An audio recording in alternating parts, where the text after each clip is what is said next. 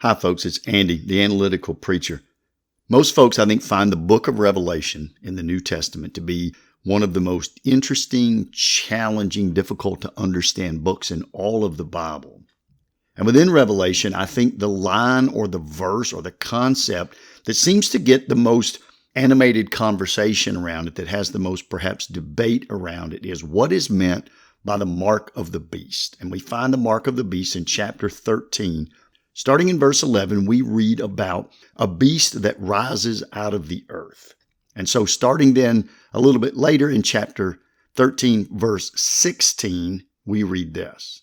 Also, it causes all, both small and great, both rich and poor, both free and slave, to be marked on the right hand and on the forehead, so that no one can buy or sell unless he has the mark, that is the name of the beast or the number of its name. Now, the truth is, no one's exactly sure what the mark of the beast is, of course. And folks who try to get really precise, saying this is exactly what it is, this is exactly how it's administered, this is exactly when it will come, are probably more interested in selling books than they are in trying to really explicate the scripture and edify the body of Christian believers. So let's be careful trying to say we know exactly what, when, who, or why on the mark of the beast. But here's what I think we can do. We can look at Revelation as a whole, and we can say, this is what Revelation is trying to teach us. And within the chapter where the mark of the beast shows up, this must be most likely what it means. By way of a preview, let me just say, I think it's quite possible that there is not a mark of the beast or the mark of the beast, but it's an ongoing concept, and I'll explain why in just a second. I think it's a bit more of an ongoing concept where it's as simple as Christians, or maybe the church they belong to, or the denomination or whatever, but Christians cave into cultural or political or pressure from false religions. It's where Christians cave into cultural pressure that they know runs counter to the scriptures. And they basically do this to keep from being ostracized by society. And I believe that's the fullest, cleanest way to explain the mark of the beast. Here's what happens. In order to believe that, in order to see it that way, it depends on how you view Revelation as a whole. I mentioned in a previous podcast, and it was entitled What the Bible Says About the End of the World. I mentioned in a previous podcast that there are two different ways that we generally look at Revelation. And some say that the writing in Revelation is literal. These are literal events that happen as they are described, and that the time in Revelation is really linear. So it starts at this point in time, and then it proceeds directly through to later and later points in history, what they would say is history that is yet to come. Many others, however, myself included, see Revelation as this classic biblical prophetic literature. And so the language is much more symbolic than it is real. And the author of Revelation moves through the material in more of a cyclical fashion rather than in a linear fashion, which is common. John wrote this. If we read John's letters, 1 John, 2 John, we see a bit of a cyclical approach in those letters. And again, biblical prophetic literature tends to run in this symbolic sort of cyclical manner. Really quick example. Let's say we're writing a story about a kid's birthday party. I can write the story. Here's when everyone showed up to the party. Here's the order. All the little kids came to the party. And then they went and swam in the swimming pool. And then they opened presents. And then they ate cake. And then everybody's mommy came and got them and they went home. And that's a very literal interpretation, and it's linear. It starts at the beginning of the party and it goes to the end of the party. But we could just as easily write a more cyclical view. So we could say the first person to show up was little Johnny. And little Johnny was afraid to swim. He wasn't comfortable in the water, and so he didn't really plan on swimming. As more friends got there and he saw them going in and out of the water, he eventually realized it was something that he wanted to do. He got in the water. He's swimming like a fish. He's blowing like a whale. He's doing all these things. We give descriptions of it. They get to the part in the party where they're supposed to open gifts. They can't get little Johnny out of the pool because now he's having so much fun, etc. Then the next person to show up was Amy. And when Amy came, she bought this giant package and everybody was so excited. What kind of gift is this? And so as they got to the gift portion, and so you can see how if we tell the story that way, in one sense, we sort of cover the same ground multiple times in multiple ways. With the first person that arrived, we focus on the pool part of the party. With the second person that arrived, we focus more on the gift giving part. Maybe another person arrives and we focus on how they interacted during the cake eating portion of the party, etc. But we're sort of describing the same event instead of in a linear fashion, in a cyclical fashion. With each person, we're describing what was most impactful to them at the birthday party itself. So the question obviously is, which way does Revelation run? Is it literal, linear, or is it symbolic, cyclical? Let me tell you why I believe it's symbolic and cyclical. If you look at chapters 5, 6, 7, 8, 9, 10, 11, you have a time when it talks about in the future. Jesus has already been born. Jesus has already died. He's already resurrected. He's been in heaven now for thousands of years. And this is talking about events that happen far into the future. Then you get to chapter 12. So if 5 through 11 are covering time when Jesus has already been back in heaven and it's things in the future, you would expect 12 then to pick up at that point. But chapter 12 actually starts off recounting the birth of Christ and then recounting the starting of the New Testament Christian church. So it's clear to me Revelation does not run in a linear fashion because the birth of Christ and the start of the Christian church had already happened in chapters 5 through 11. We go back to it because we're cyclically taking a different view in chapters 12, 13, and 14. In chapter 12, the Christian church is described as this woman who's clothed with the sun and the moon is at her feet. And there's a red dragon who stands. The red dragon tried to consume the Christ child when Mary delivered him. The red dragon now tries to consume the Christian church as it is born in Acts chapter 2. And it talks about the Christian church being carried away into the wilderness to be protected by God for 1,260 days. All of that is very, very symbolic language for the things that were actually happening in the birth of Christ and the birth of the church on Pentecost. That's just one example in Revelation among many that show you it backs up in time, and it seems to be written from a very symbolic standpoint. So if we see Revelation as cyclical in nature, then how does that drive our understanding of the mark of the beast? That's where I want to go in this podcast now. Most Bible scholars who see this cyclical version of Revelation say that chapters 12, 13, and 14 are a section unto themselves. They're describing one particular element of how the church is dealt with down through history. And in particular, chapters 12, 13, and 14 are talking about how Satan and Christ are in battle, and the church is caught in that crossfire. Satan is still trying to destroy the church in these chapters, and Satan is beginning to use forces, governments, political ideologies, economic theories, psychological philosophies, false religions. Satan is trying to use everything that he can to counter the church. Now, Revelation, of course, is telling us God is going to protect the church. The church will survive Satan's onslaught, but it can get very brutal and very ugly in the process. What we're to take away today from this, I believe, is this. One, God wins, so keep on God's side. Even when things look bleak, don't give up. God will win, and you want to be on the winning side at the end of time, no doubt. But it's also, I think, to remind us we're going to encounter all of these things. Some of them may intentionally work against God's church. Certain atheistic governments, certain false religions will intentionally work against God and Christ and the church of Christ. And some of them, Revelation seems to say, are being unintentionally used. They're being intentionally used by Satan, but it's unintentional what they're doing. They don't even understand how they're being caught up in this cosmic battle, if you will, between Satan and between Christ. And so we have to be aware that those forces are out there.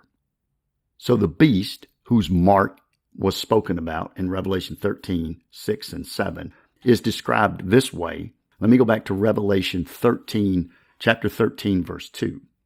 John writes, "And the beast that I saw was like a leopard. Its feet were like a bear's, and its mouth was a lion's mouth. And to it the dragon gave his power and his throne and great authority." For those of you who are familiar with the book of Daniel, which directly relates to the book of Revelation, in the book of Daniel, Daniel was a prophet hundreds of years before Jesus came to earth. In the book of Daniel, in Daniel chapter 7, Daniel has a prophecy about exactly those animals and what those animals were, the leopard and the bear and the lion. Those animals were political empires that were going to be established through time. And some of those political empires, of course, were ultimately going to cause harm to God's people. So I think the only way to understand this first beast that we read about in Revelation is to say these are governments. And again, whether they intentionally counter God's church or whether they're unintentionally countering because they're just being used by Satan in a certain way, they are running counter to God's church. That's how we understand the first beast. Then there is a second beast, which we already read the verses about in chapter 13, verse 11. The second beast is used to describe the false philosophies, the false ideologies, the pseudo-religions that will come up and will run counter to Christians and counter to the church over time. And it's related to these that the mark of the beast comes into play. The Revelation 13, 16, and 17. It's these that I believe the Bible is speaking about, John is speaking about, are the mark of the beast. Now, the way that the Bible is written, oftentimes prophecies are made in what are called near-far prophecies. So a prophecy is made to David that one of your sons, one of your descendants will sit on your throne, and he will do so immediately, and a descendant will sit on your throne forever. And it appears that it was speaking both about Solomon, who would follow David, but also Christ, who would ultimately reign on the throne of David forever. So it's quite possible that a prophecy here in Revelation 13 is a near-far prophecy. And so it is possible that there is a mark of the beast, which is more physical in nature. A lot of folks talk about it being an RFID chip, a radio frequency ID identification type chip that could be implanted under the skin. And maybe some rogue atheist government or some rogue atheist government religious combination in the future will actually want to implant some type of a chip into us that tracks us and sees whether we're engaging in Christian Christ glorifying activities, etc. Whether that is the case or not, if you just read Revelation as cyclical, if you understand what the first beast is in 13, if you understand what the second beast represents in Revelation, then it becomes very clear that what this is speaking about, this mark of the beast, again, are these ideological, philosophical forces that work against. They may start somewhere else in society. They may be cultural phenomenon, but ultimately they're picked up by the governments, the first beast. As the second beast begins to inculcate us and get us comfortable with this non-biblical idea, Revelation is saying, then the first beast begins to promote it and support it. And ultimately, those who want to run counter to this new phenomenon, this new philosophy, this new ideology, in other words, those who want to stick to the scripture, those who want to stick to the Bible, will ultimately be ostracized, even to the point of being rejected by their families, being denied employment, being denied the ability to get government contracts, etc. If we look at the mark of the beast that way, and we say the mark of the beast, Revelation 12, 13, and 14 would strongly suggest is not a one-time event in the future, but is an ongoing event that has challenged Christians in every culture and under every government since the church began in Acts chapter 2. If we read the mark of the beast that way, which again, I would argue is the only appropriate way to read that mark, then we can see down through society exactly what the mark of the beast would have been through different time periods. Because there were times when Christians, when philosophies, when governments said slavery is okay. I've done a podcast on the Bible and slavery, which clearly shows verses in the Old and New Testament that say type of slavery that was practiced in America, chattel slavery, is absolutely not okay from the Bible's terms. And in fact, the Old Testament called for the death penalty for those who engaged in that type of slavery. But think about all of the societies which contain Christian people in Christian churches, all of the societies, all of the political pressure to be in favor of slavery over a course of literally hundreds of years. And think about how many Christians were shunned, how many Christians lost relationships, or this person didn't want to do business with that person because that person was standing on a biblical foundation and working against slavery.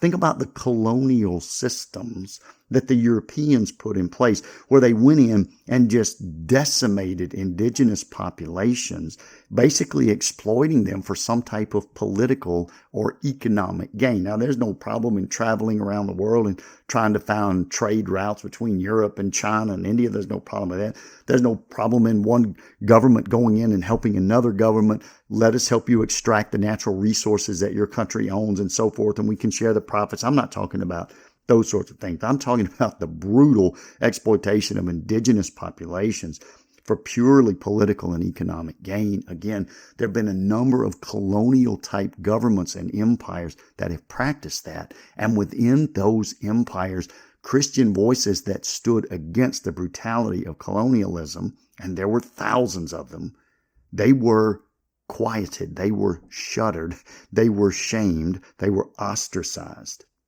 Of course, Nazi Germany certainly comes to mind when we think about that. We think about the mistreatment of the Jews, and we think about, again, how there were religious individuals, Christians, who stood opposed to that, and how they were quickly shut down by the fascists and by the Nazis.